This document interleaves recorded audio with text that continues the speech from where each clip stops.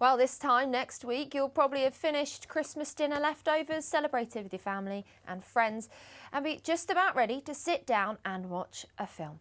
But once all the festivities are nearly over, what should we be putting on? What are the Boxing Day classics? Well, ahead of a brand new episode of Kent Film Club, as always on a Thursday, the show's presenter, Chris Deacy, joins me now to answer that exact question. Chris, what should we be watching on Boxing Day? That's actually a really good twist to the tale, because so many Christmas films, of course, finish actually really on Boxing Day. Think of the Scrooge films. I'm actually about tonight, hence I'm in this outfit, to watch The Muppet Christmas Carol just up the road.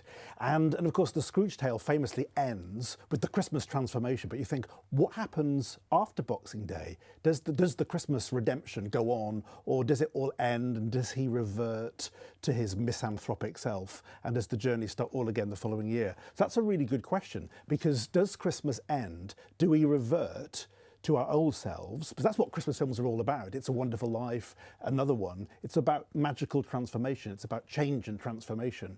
Or do we just revert to our old selves? And part of the debate every year, a debate we had in the newsroom today, what constitutes a Christmas film? Some of them are debatable up here. The first one I always think about when we have this discussion is Die Hard. Lots of people say it's a Christmas film, other people disagree. Harry Potter's up here, Frozen's up here. Pick one of these. Is it a Christmas film Okay, or not? Die Hard, I'm watching this on the 23rd. It's actually a perfect Christmas Eve movie, because would it work if it was set at Thanksgiving or Easter? Because I don't think it would, because effectively, like in It's a Wonderful Life or in the Scrooge story, you've got a man estranged from his family. His children want him to be brought back with his wife, and he undertakes an act of self-sacrifice in order to effectively save Christmas. And of course, you've also got the big classics, Vaughan Monroe's Let It Snow, all the Christmas crooners are in there. But it really is a Christmas transformation story. Nightmare Before Christmas, Christmas is in the title. Well, it's it is that combination between I saw Halloween. that 2 nights ago, and it is the most perfect sort of commingling of Halloween and Christmas. I always saw it as a Halloween film.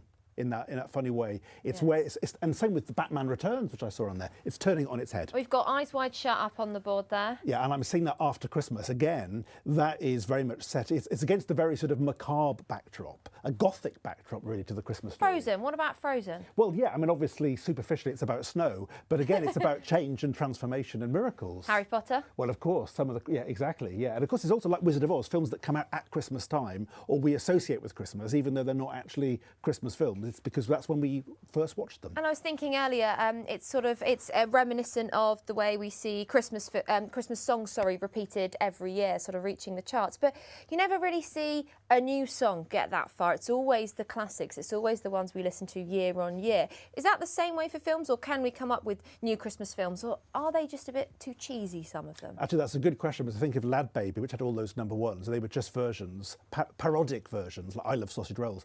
With film, Elf, I'm seeing that tonight.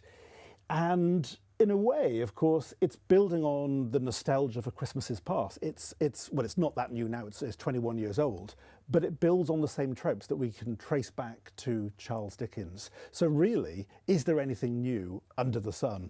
Ironically, perhaps not, but Christmas is an important, indispensable backdrop to all of these films. So it's like a new way of interpreting an old festival.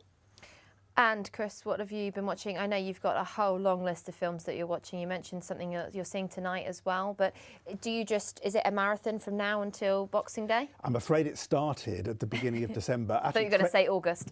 Almost. Trading Places I have already seen at the cinema. Quite a few of these I've already watched over the last few days. I will be watching Die Hard, as I say. I'll be watching the 2 Home Alone films. Actually, my children even said, but Daddy, why do we need to go to the cinema? We know the film. We can watch it on Disney+. But I'm thinking, but don't you want, I suppose it's a different generation, but actually that pilgrimage element of going down to the cinema to watch that is something that is part of the Christmas that I think I grew up with. Amazing, Chris. Thank you very much. Well, Kent Film Club coming up this evening. We do have a very special guest on, KMTV's own Finn McDermott. I asked you this question about Kristen last week, but what do Finn's film choices say about him?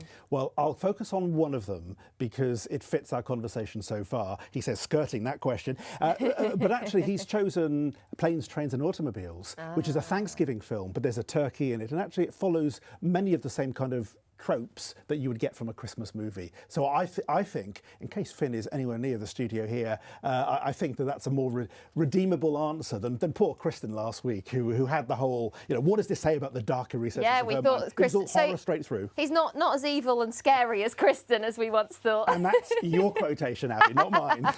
No, they're all laughing at my ear, including Finn, so there you go. But Kristen's not in the room, so we got away with it again. Chris, thank you very much. Cheers, Abby.